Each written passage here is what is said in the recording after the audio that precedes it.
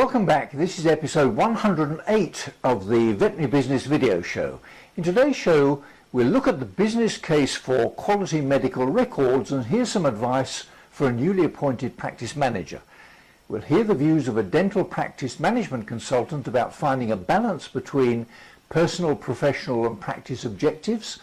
I'll tell you about the brand new improved money-back guarantee program to save money, and I'll offer you my quick business tip for this episode. I'm John Sheridan, and this is the show that helps practice owners, managers and clinicians just like you to build your practice into a great business.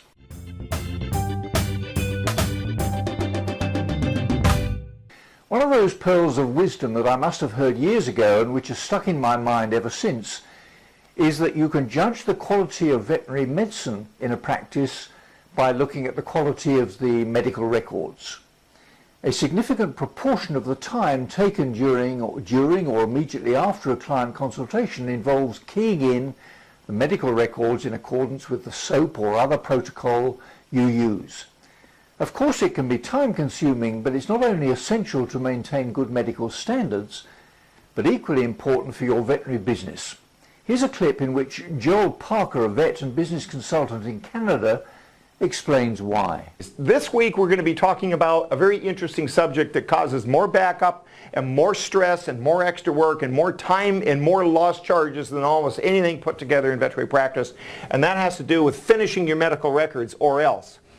The reason why this is so bad on a practice, and the reason why it's so common, it's common for a number of reasons, is that we want time to compose our thoughts and do our SOAP or our DAP, and especially new grads coming out. As a new grad, we're extremely nervous about getting every single detail down, and new grads tend to write books, like 3 or 4 pages of medical records. And the problem with that is that it acts as the rate limiting step on the chemical equation that's going on in your practice. You all remember that from your high school and first and second year physics and also organic chemistry about the rate limiting step. The rate limiting step is in the chemical reaction is the step that takes the longest to complete.